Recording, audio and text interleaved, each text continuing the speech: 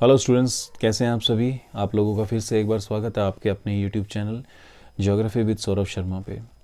बच्चों, आज हम जो वीडियो डिस्कस करने वाले हैं वो हमारी लास्ट वीडियो का कंटिन्यू पार्ट है। लास्ट वीडियो के अंदर हमने ओशन करंट्स के बारे में जानकारी प्राप्त की थी।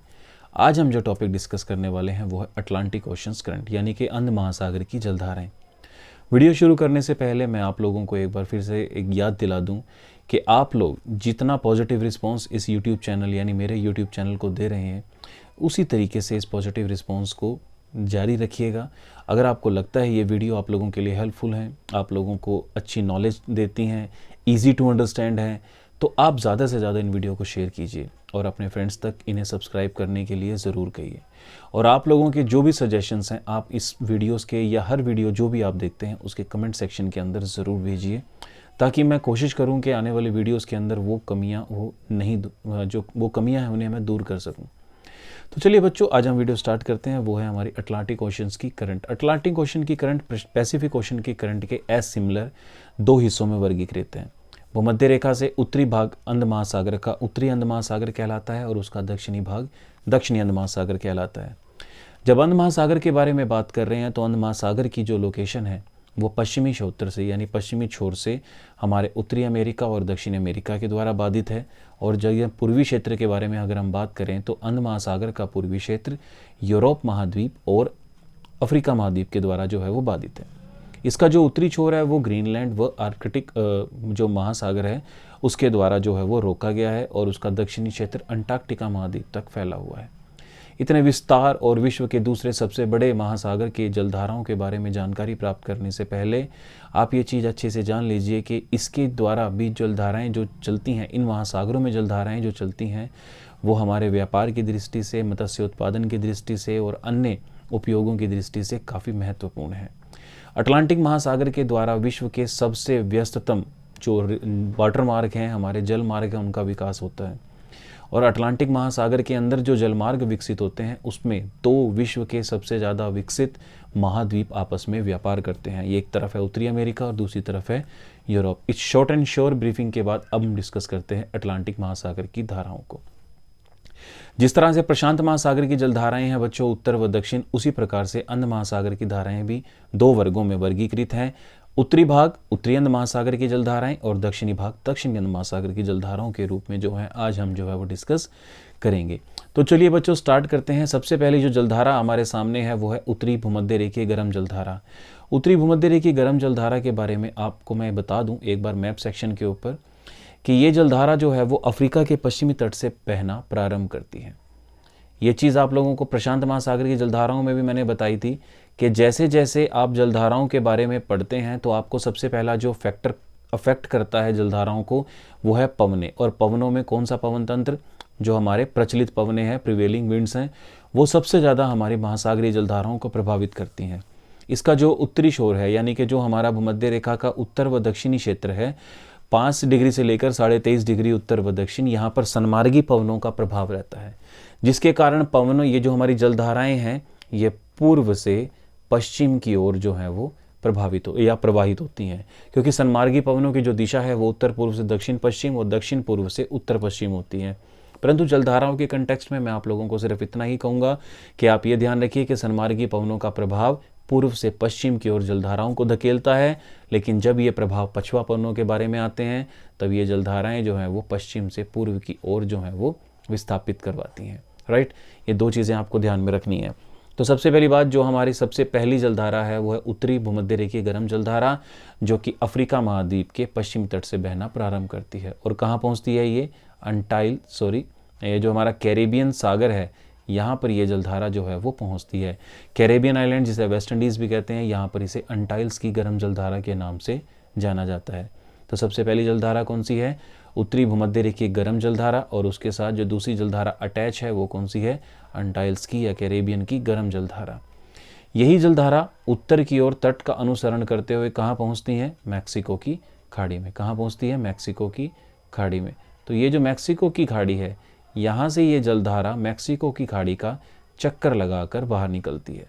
यहाँ पर एक छोटा सा तट है जिसे हम फ्लोरिडा बोलते हैं। यही तट जो है इस जलधाराओं को दो भागों में विकसित करता है या दो भागों में वर्गीकृत करता है।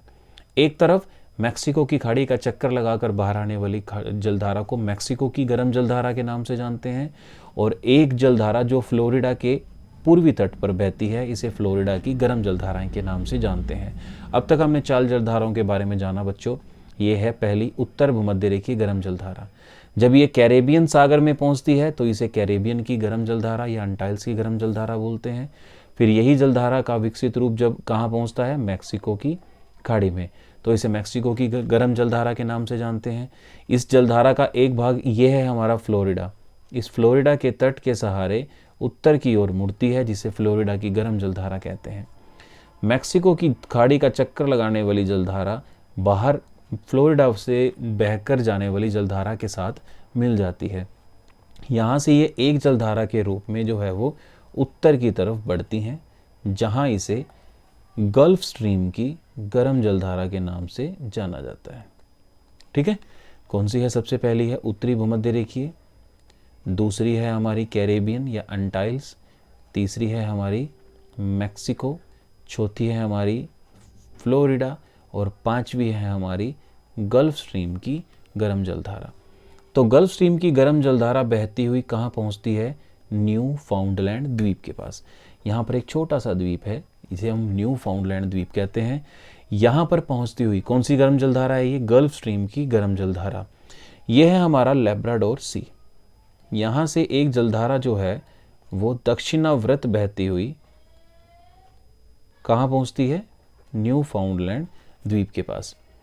प्रकृति में कैसी है? ठंडी, क्योंकि ये नंबर 1, नंबर 2 यानी कि उत्तरी भूमध्य रेखीय गर्म जलधारा, कैरेबियन या अंटाइल्स की गर्म जलधारा, मैक्सिको की खाड़ी में बहने वाली मैक्सिको की गर्म जलधारा, फ्लोरिडा के तट पर बहने वाली फ्लोरिडा की गर्म जलधारा और इन दोनों के मिश्रित रूप से बहने वाली गल्फ स्ट्रीम की गर्म जलधारा जो है कहां पर आकर मिलती हैं? न्यू फाउंडलैंड द्वीप पर। यहां पर उत्तरी क्षेत्र से आने वाली लैब्राडोर सागर की और ये हमारा क्या है? ग्रीनलैंड, और ग्रीनलैंड के पूर्वी किनारे से आने वाली पूर्वी ग्रीनलैंड की ठंडी जलधाराएं जो हैं वो आकर मिलती हैं। यहाँ पर 3 जलधाराएं मिलती हैं।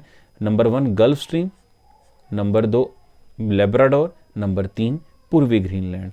यहाँ न्यू फाउंडलैंड द्वीप के पास जब गर्म व ठंडी जलधाराएं आपस में मिलती हैं तो कोहरे या कुहासे का निर्माण होता है, जो प्लैंकटन के पौधे के लिए काफ़ी उपयोगी होता है।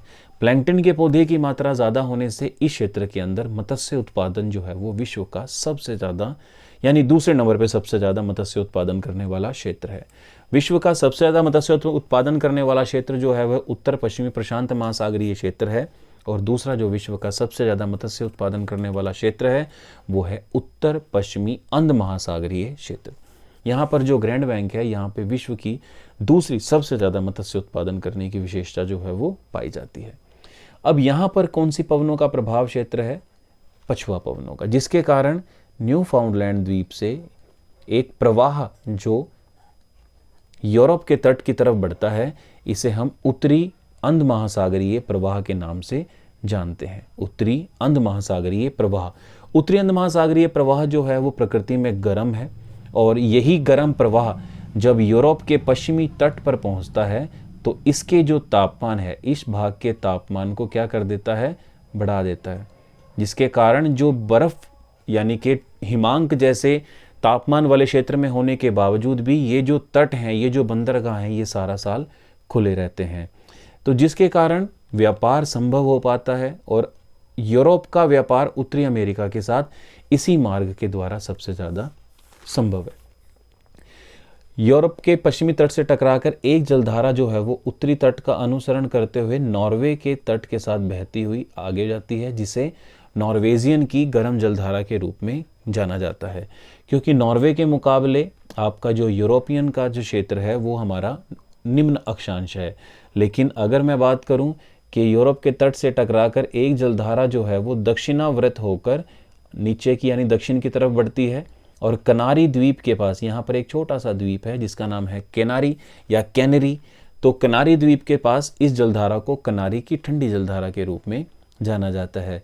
फिर यही जलधारा जो है वो उत्तरी भूमध्य रेखीय जलधारा में मिलकर अपना चक्र जो है वो पूर्ण कर लेती है। तो रिपीट कर देते हैं। नंबर 1 उत्तरी भूमध्य रेखीय गर्म जलधारा, दूसरी कैरेबियन या अंटाइल्स की गर्म जलधारा, फिर गल्फ स्ट्रीम की या मैक्सिको की सिटी या मैक्सिको की खाड़ी में बहने वाली मैक्सिको की गर्म जलधारा, नंबर 4 फ्लोरिडा के पूर्वी तट पर बहने वाली फ्लोरिडा की गर्म जलधारा, दोनों का मिश्रित रूप गल्फ स्ट्रीम की गर्म जलधारा, और गल्फ स्ट्रीम की गर्म जलधारा जो है वो न्यू फाउंडलैंड द्वीप के आकर किन दो जलधाराओं पर मिलती है, सबसे पहले लेब्राडोर, दूसरी पूर्वी ग्रीनलैंड।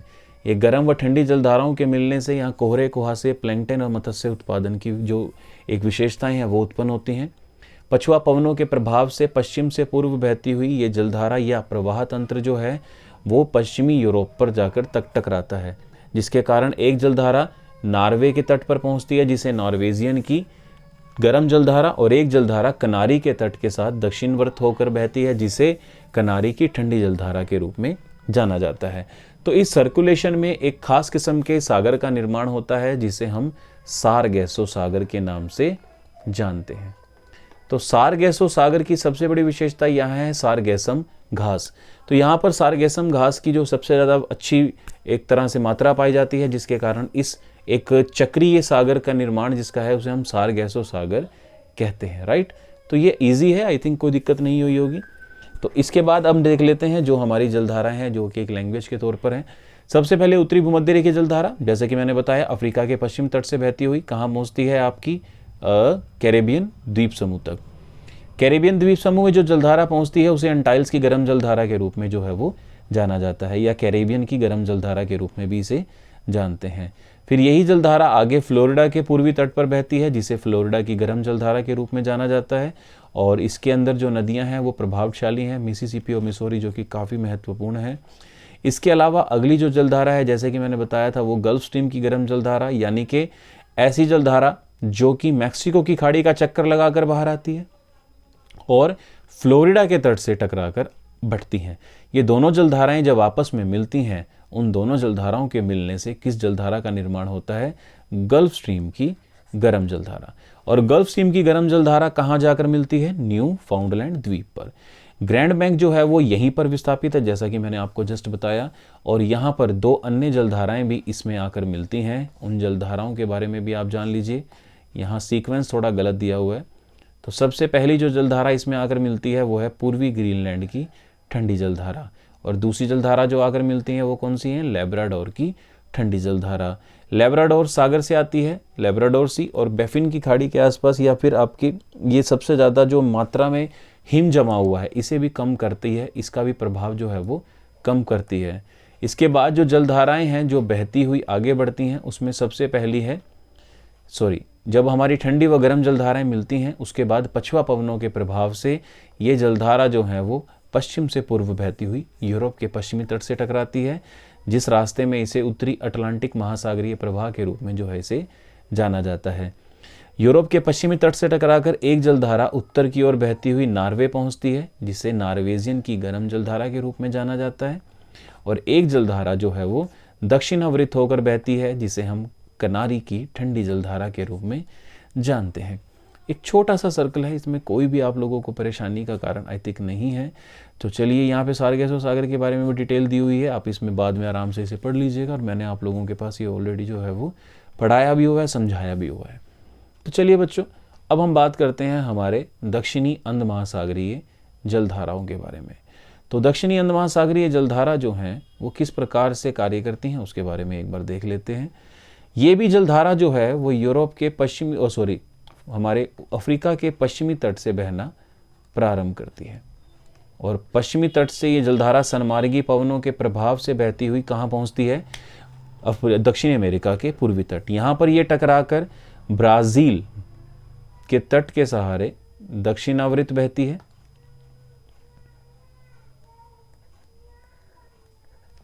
ठीक है, जहां इसे ब्राजीलियन की गर्म जलधारा के रूप में जानते हैं। इसी का एक भाग जो है वो आगे की तरफ बढ़कर वेस्ट इंडीज द्वीप समूह या अंटाइल्स की गर्म जलधारा में मिल जाता है। जैसे ही ये जलधारा ब्राज़ील के तट के साथ साथ बहती हुई दक्षिण की तरफ जाती है तो दक्षिण में इसे एक नया स्थान मिलता है जिसे फॉकलैंड बोलते हैं। इस फॉकलैंड द्वीप के पास दक्षिणी ध्रुव से आने वाली एक ठंडी जलधारा इसमें आकर मिलती है, जिसके कारण इसे फॉकलैंड की ठंडी जलधारा के रूप में जाना जाता है।